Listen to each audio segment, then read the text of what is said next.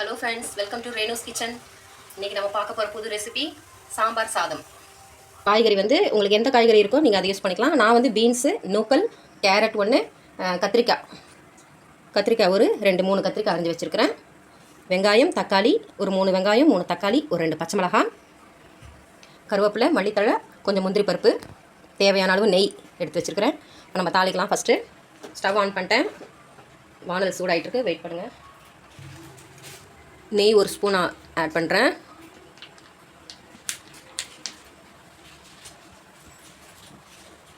எண்ணெய் ஒரு 2 table spoon add பண்ணிக்கலாம்.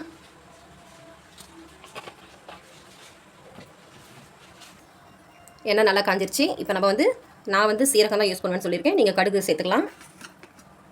சீரகம் ஒரு 1/2 ஸ்பூன், வெந்தயம் ஒரு 1/4 ஸ்பூன் போதும், ஒரு துண்டு பெருங்காயம். நல்லா பொரிஞ்சு வரட்டும் இருங்க. இந்த நேரத்தில் ஒரு காஞ்ச மிளகாய் ஆட் பண்ணிக்கலாம்.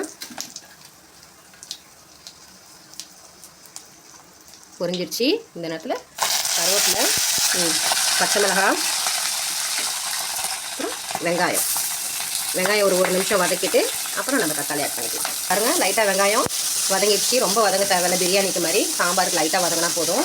நெக்ஸ்ட் நம்ம அதுலேயே எல்லாம் அதோடையே கொஞ்சம் முந்திரி பருப்பு இதாகட்டும். முந்திரி பருப்பு ஆட் பண்ணிட்டு தக்காளி ஆட் பண்ணி கொஞ்சம் நேரம் வதங்கட்டும். நல்லா பாருங்கள், தக்காளி கொஞ்சம் வதங்கிடுச்சு. இந்த நேரத்தில் நம்ம சேர்க்க வேண்டிய காய்கறி எல்லாத்தையும் ஆட் பண்ணிடலாம். கத்திரிக்காய், கேரட், நூக்கல், பீன்ஸ் ஆட் பண்ணியிருக்கேன். பாருங்கள், காய்கறி எல்லாத்தையும் போட்டுட்டேன்.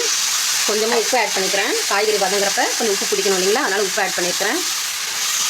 1 நிமிஷம் நல்லா வதங்கட்டும். இந்த நேரத்தில் நான் காய்கறி வதங்கிறதுக்குள்ளே நான் 1 டம்ளர் அரிசி, அதில் பாதி 1/2 டம்ளர் துவரம்பருப்பு எடுத்து கழுவிட்டு, அது 1/2 டம்ளர் மொத்தம் அப்படின்னாக்கா 3 டம்ளர் ஊற்றி வச்சுருக்கிறேன். இப்போ காய்கறி ஆட் பண்ணுறப்ப கூட ஒரு 1/2 டம்ளர், மொத்தம் 3 பாகம். 1/2 டம்ளர்னாக்கா அது 3 பாகம்னாக்கா 4 டம்ளர் தண்ணி நான் ஊற்றுறேன்.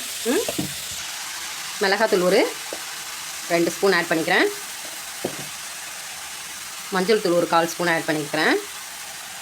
கொஞ்சம் தேவையான அளவு இப்போ ஆட் பண்ணிடுறேன். நல்லா கலந்து விட்டுட்டு இந்த நேரத்தில் நீங்கள் புளிக்கரைசல் யூஸ் பண்ணிங்கன்னா புளிக்கரைசல் இதில் விட்டுக்கலாம்.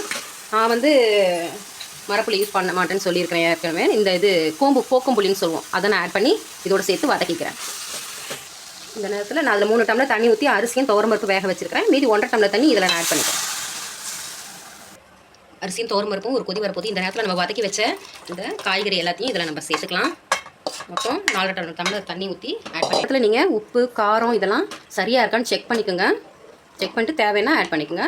இதோட இப்போ மூடி வச்சிடலாம் நம்ம குக்கரை. இந்த நேரத்தில் நான் பூண்டு ஆட் பண்ணிக்கிறேன், கொஞ்சம் மல்லித்தலை. இப்போ நம்ம குக்கரை மூடி வச்சுட்டு 2 விசில் இல்லை 3 விசில் வந்தோடனே நம்ம ஆஃப் பண்ணிக்கலாம். அப்போ தான் நல்லா குழைய வேந்திருக்கும், சாம்பார் சாதம் நல்லாயிருக்கும். பாருங்கள், 4 விசில் ஆஃப் பண்ணிட்டேன். ப்ரெஷர் இறங்கிடுச்சு. நம்ம திறந்து பார்க்கலாம். பாருங்கள், எப்படி சாம்பார் சாதம் ரெடி எப்படி இருக்குன்னு பாருங்கள். இந்த நேரத்தில் நம்ம கொஞ்சம் நெய் ஆட் பண்ணிக்கலாம்.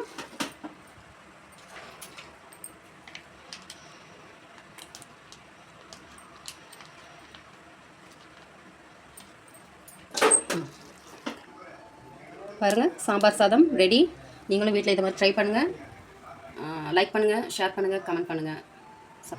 நம்ம நெக்ஸ்ட்டு வீடியோவில் புது ரெசிபியோடு மீட் பண்ணுவோம்.